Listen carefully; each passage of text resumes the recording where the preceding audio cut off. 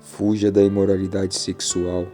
Nenhum outro pecado afeta o corpo como esse, pois a imoralidade sexual é um pecado contra o próprio corpo.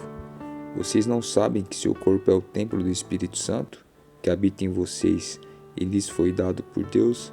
Vocês não pertencem a si mesmos, pois foram comprados por alto preço. Portanto, honrem a Deus com o seu corpo. Queridos, esta passagem ela é dita para aqueles que um dia já entregaram a sua vida a Cristo. Por isso que diz aqui que o templo do Espírito Santo é o corpo daqueles que entregaram a vida a Jesus.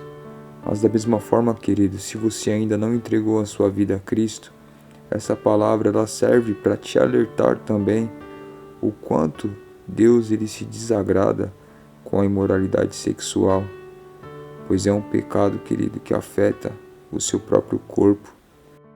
Lembre-se, querido, você foi feito à imagem e semelhança de Deus, e Deus é um Deus santo e deseja que aqueles que o seguem também vivam uma vida afastada da imoralidade sexual. Você deve se perguntar, e o que é considerado imoralidade sexual? Pois hoje em dia tudo se pode, né, queridos? Dizem que tudo é normal, mas não. A Bíblia diz que todo sexo fora do casamento é pecado, que o adultério é pecado, que a cobiça é pecado. Hoje, as novelas, os filmes, as programações, os seriados, eles colocam tudo isso como algo normal. As músicas hoje em dia só falam de adultério, de sexo, mas lembre-se, queridos, a Bíblia, ela permanece sendo a palavra de Deus, mesmo que o mundo diga que tudo é normal, que tudo está liberado, mas a Bíblia não diz isso, queridos. E ela diz que a imoralidade sexual é um pecado muito grave. Aliás, é um dos pecados que a Bíblia mais condena. Eu sei que todo pecado é pecado, mas pode ter certeza, queridos, que tem pecados que trazem consequências maiores já aqui em vida. E após a nossa morte, a Bíblia diz que aquele que crê será salvo, quem não crê será condenado. E todo aquele que crê, ele deve ter uma mudança de vida, queridos. Não tem como você dizer que serve a Jesus sendo dominado pela imoralidade sexual, vivendo uma vida que desagrada a Deus. Pense, querido, será que vale a pena você matar os desejos da sua carne aqui em vida e depois viver uma vida eterna distante de Deus? Uma vida eterna no inferno? É uma palavra forte, né, queridos? Mas é isso que a Bíblia diz, que os adúlteros, eles não herdarão o reino de Deus. Os imorais não herdarão o reino de Deus. Então pense, queridos, como é que você tem vivido?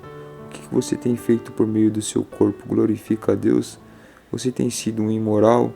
Ou você tem tentado buscar viver uma vida de santidade? Uma vida que agrada a Deus?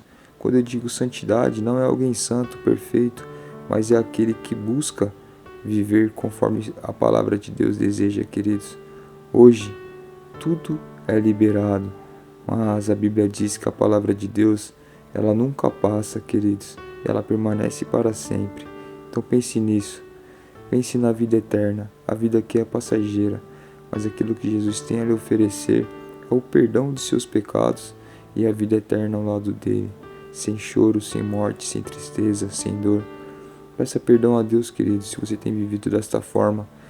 Sei que as tentações são fortes, queridos, mas peça a Deus, pois Ele pode te fortificar e te capacitar a viver de um modo que agrada a Ele.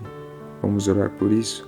Senhor meu Deus, tenha misericórdia, Pai, daqueles que estão vivendo dominados pela imoralidade sexual. Que o Senhor os capacite a viver de uma forma diferente por meio do Teu Santo Espírito, Senhor. Leve eles ao arrependimento, Pai. É o que eu lhe peço em nome de Jesus. Amém, meu Deus.